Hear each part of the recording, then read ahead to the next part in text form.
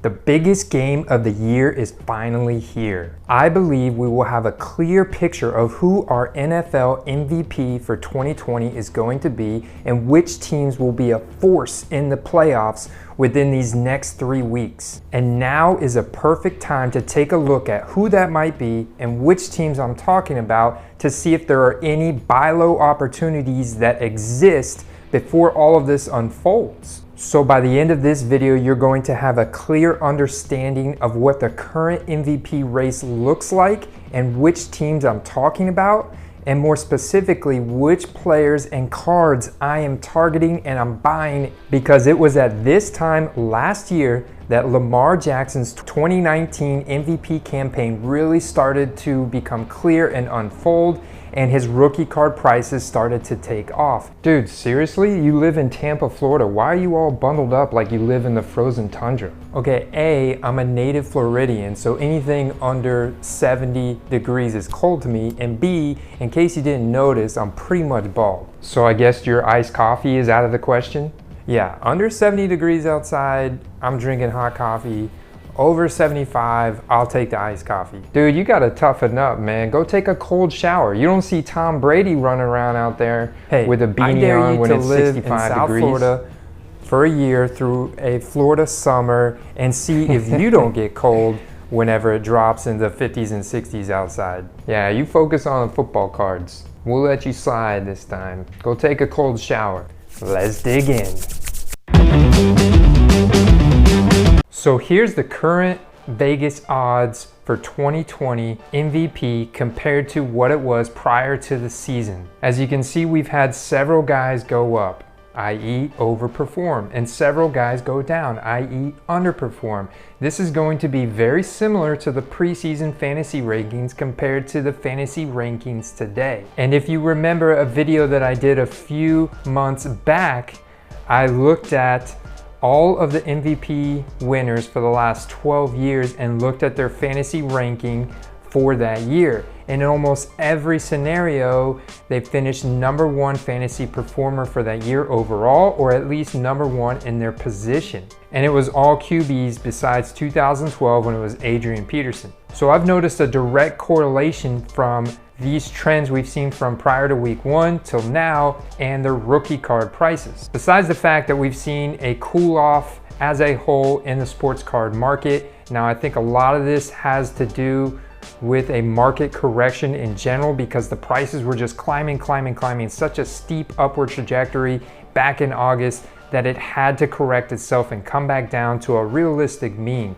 But we also saw a lot of critical injuries to superstar players in the NFL in week 2, CMC, Saquon Barkley, Nick Bosa, just to name a few, that also definitely scared a few people away from investing in skill position players as well. So a lot of the focus has shifted to players that are newer, unknown, and back to the quarterbacks. And really why I say this, because this is virtually, I say virtually in quotation marks, because not every rookie, there definitely have been guys that have gone up, but a lot of guys have regressed back to a realistic mean. But let's go back and look at the changes that we've seen in the MVP projections from prior to week 1 till right now between weeks 10 and 11. Players that have dropped the most due to poor performance. Lamar Jackson, still #1 in QB carries, #2 in rushing yards, and #5 in rushing touchdowns, but is sitting at a total QBR of 65.3. Total QBR factors out unpressured throwaways and drop passes, which is ranked #18 in the league. 70.9% true completion, which is #26 in the league. Deep ball completion of 28.6%, which is #29. Catchable pass rate #30, and he's #3 in the league on danger plays. Danger plays are any play in which the QB lacked awareness or took an unnecessary risk that could have resulted in a turnover. The Ravens are in that pack at 6-3 now, after losing to the Patriots on Sunday Night Football. And there's actually a lot of teams at 6-3 right now, which is why I say the next 3 weeks are pivotal in defining the MVP race for the season and the playoff seeding coming up. Look at the Ravens' upcoming schedule, be more tough games for Lamar. Titans at home on Sunday, then back in Pittsburgh at the Steelers for the Thanksgiving night game, then the Cowboys at home the following Thursday night. Another guy has dropped is Tom Brady. Tom Brady has had a small drop, but I don't think we can rule him out just yet from the MVP possibility, although I think we're going to lose Antonio Brown. That's okay. We've still got Chris Godwin healthy. We've got Mike Evans. We've got Gronk.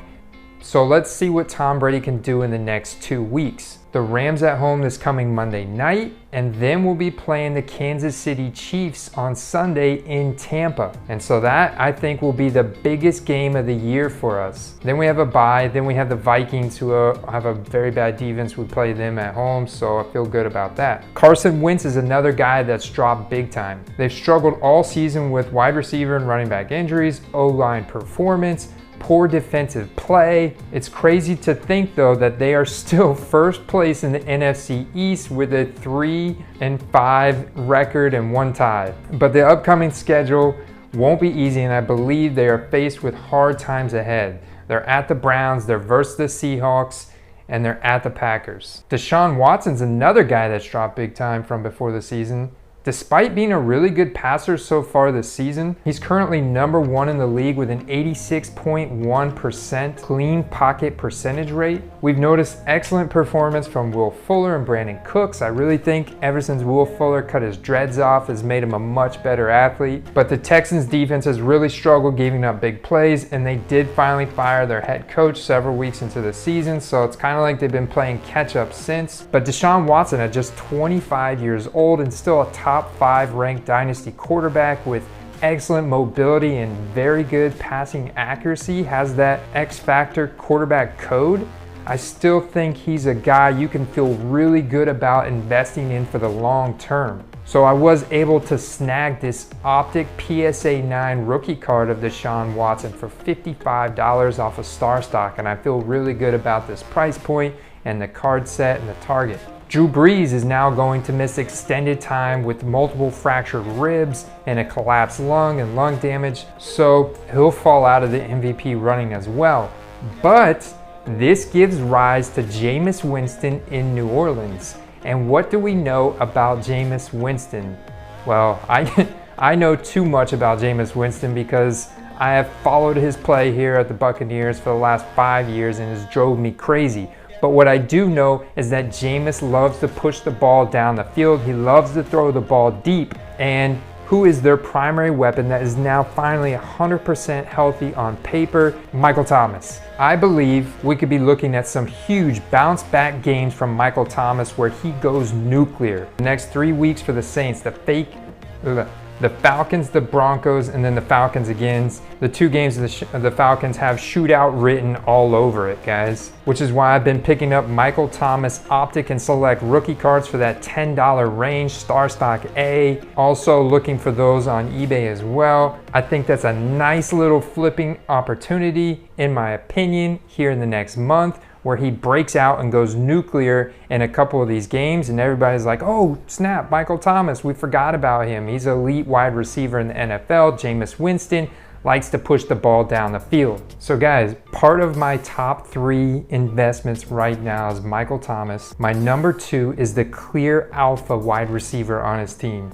He's the number 1 fantasy wide receiver to date for the 2020 season in fantasy points scored per game, and that's Davante Adams, number 2 in wide receiver total touchdowns. Davante Adams also has the number 1 target share at 34.5%, number 1 in the red zone at 43.8%.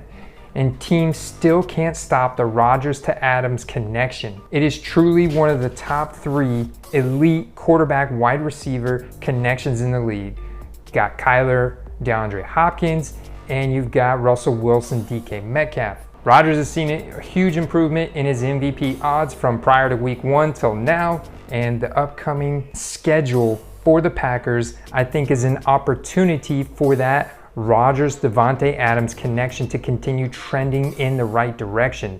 Some shootout games coming up. If you look at it, they're at the Colts and the Bears at home and the Eagles at home. All of games I think will stay competitive based on the defensive and offensive balances. After comparing the Topps Chrome prices between Davante Adams and DeAndre Hopkins trading between that $30 to $40 price range versus Davante Adams Topps Chrome trading anywhere between $10 and $15. I'm like, that's a great opportunity because I feel like there's too much of a difference there between those two card prices. So I went ahead and put in some $10 offers and acquired myself some $10 Topps Chrome Davante Adams rookie card. I think you guys can probably accomplish the same thing, and this is a very good investment in my opinion. To me, it's a no-brainer. Too big of a variance that I feel will correct itself within the next month, beginning of the next season at the latest, as we know if you think about it. All right, got your hot coffee ready? Because my number one investment right now, it is a QB. I feel that this guy's got one of the best narratives going for him right now, and the most defining game of the season tonight. And he's a guy with cards that I can afford.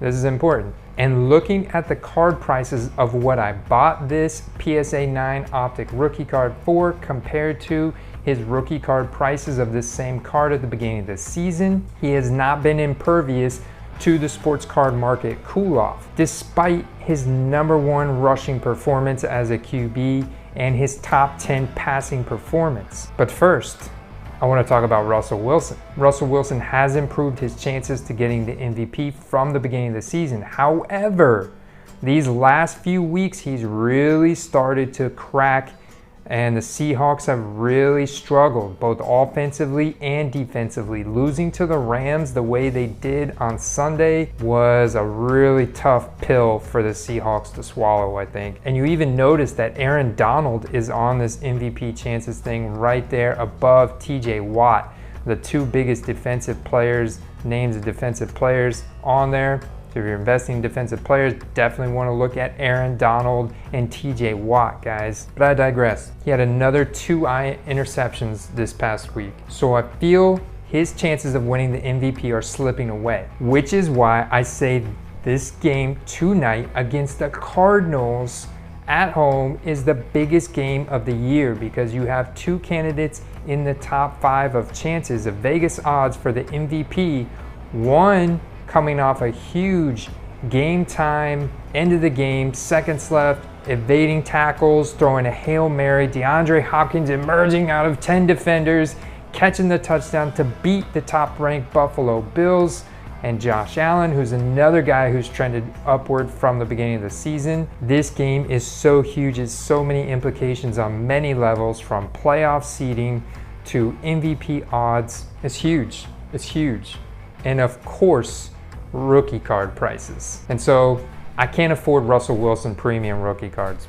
Prism, out of the question. Plus he's been faltering as of late, and those rookie card prices have been hyped up the most out of any quarterback during the season. I can't afford Mahomes rookie card prices, and Mahomes is still arguably the number one front runner right now for the MVP. Besides Russell Wilson, I think you can, after this last week's games, I think you could actually put Mahomes ahead of Russell Wilson, and we'll see what Mahomes does these next couple weeks. But another big reason why I say these next few weeks are so defining for MVP, for playoff seeding, for rookie card prices. I can't afford Aaron Rodgers rookie cards. Going back then, his Chrome rookie cards, very expensive. Now, I haven't done a whole lot of research into Big Ben's rookie card prices, but I feel like that same time period as when Aaron Rodgers was a rookie, and those are expensive. Those Chrome variations back then, those premium sets, are pretty rare. They completely corrected the print run issues in the early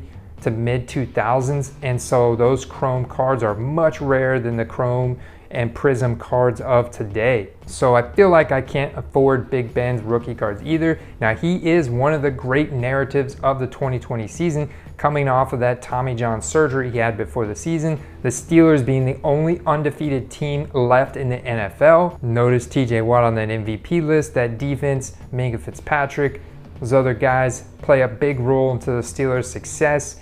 But Ben has done a great job at passing, spreading the ball around. Chase Claypool's had the blow up games. Deontay Johnson's been involved, James Conner, and you can never forget about Juju Smith-Schuster, especially with that young age and that young breakout age, that big body wide receiver, which is why I really like this autographed StarStock A card I found on StarStock of Juju. That's a really cool looking card, and I think at this price point at $30, I'm very tempted to press this button. All right, guys, hang with me here because we're almost to the juiciest investment of all. Like I said, it's a QB, but a couple more notable mentions. One, Josh Allen. He's had an incredible passing accuracy improvement from 2019 to 2020. The Buffalo Bills have played well. Now, he has cracked in a couple games, and I can afford his rookie cards, but their next few games are going to be very difficult, not any easier for the Buffalo Bills. They got the Chargers at home, then they're at San Francisco 49ers, and then they've got the Steelers at home. 3 difficult matchup for the Buffalo Bills. I think that they can pull a couple of those off, but we will see, and Josh Allen will certainly be tested, but I don't think he's quite in the consideration for MVP. Another notable mention is Ryan Tannehill on the Tennessee Titans. They've had a definitely improved play because of that beast Goliath running back they have in Derrick Henry. Ryan Tannehill has had improved passing play, good play action completion percentage, and he's in the conversation. But I do not think he's going to get that award. I think it's a very much a long shot for Ryan Tannehill, but a little bit of an I told you so from before the season. But my guy is the guy that just had the last second Hail Mary against the Buffalo Bills to pull off the victory in a big game scenario, and that is Kyler Murray. Kyler Murray is #1 at his position in fantasy points per game, 30.2, #1 in fantasy points per dropback, #1 in rushing touchdowns at 10, and #1 in total rushing yards at 604. And on the other side, his passing, he's number 10 in true completion percentage. So remember, this factors out unpressured throwaways and drop passes, with the MVP award given by a panel of 50 judges being very much narrative driven. If the Cardinals, if Kyler Murray can come out and smoke the Seattle Seahawks, continue his stellar rushing and passing play performance these next 3 weeks, I very much think with his age and everything else that he's having a Lamar Jackson 2019-like season, I very much think that the Cardinals will not only, one, A, secure a playoff position, but B, I think Kyler Murray could win the season-long MVP. He's right on the cusp. I feel the finish to beat the Buffalo Bills there in the last second of the game, how he evaded those tackles, got to the sideline, made that incredible pass, and DeAndre Hopkins doing his thing with those massive hands jumping up over 10 defenders to pull that in was incredible. And if he can light up Seattle and win this game, then they are at the Patriots and then the Rams at home. If he can continue the stellar running and passing play, if you remember last year when the Ravens beat the Patriots and Lamar Jackson balled out against them, it really opened the MVP judges' eyes to his ability, not only on the ground, but in the passing game. And he pretty much unanimously got the MVP. All right, guys, and what I'm saying is that if they beat the Rams at home where the Rams just beat the Seahawks, I think that's almost a lock. Now, this is all my opinion. I do not have a crystal ball. I do not have the ability to see in the future. I do not have the Gray Sports Almanac from 1985, Back to the Future 2, but I wish I did.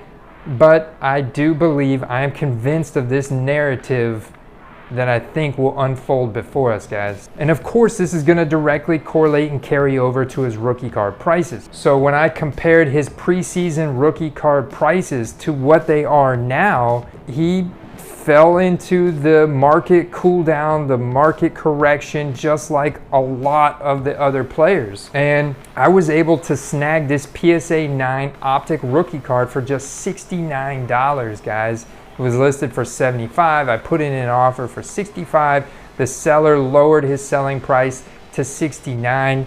I grabbed it because if you compare to what this card is selling for on eBay, around $120. If you compare what it was selling for at the beginning of the season, compared to what his base Donruss rookie card is selling for in A's and PSA 9 and graded versions, and you look at what his Prism's selling for, I think there's opportunity to invest. This card specifically for me was a really good opportunity, but I guarantee you there may be more of these opportunities out there. And I think that this guy's card prices are gonna go up. So if you found this video valuable and you want to help us continue to grow the hobby, make sure you hit that subscribe button. We're very close to 1,000 subscribers, and it's gonna do so many great things for this platform, this community. A big one is I'll be able to make community posts. I don't actually have to make a full video, and I can make a little post and give you guys an update on kind of my day-to-day interactions with the card market. And sometimes it's hard. I really take a lot of pride in the videos I make, so sometimes I'm only getting out one video per week, but it's gonna be super high quality, entertaining, inspirational, and very educational for you guys. Leave me a comment, let me know what you think about my picks, and join us in the next live stream or premiered video. We go live every week, and I do a new video every week. Like I mentioned, stay warm, smell the coffee, and keep grinding the football card market, guys. Peace. Ignore the weed eater going on in the background. So I'm happy for my neighbor. He got all of his weed eating done.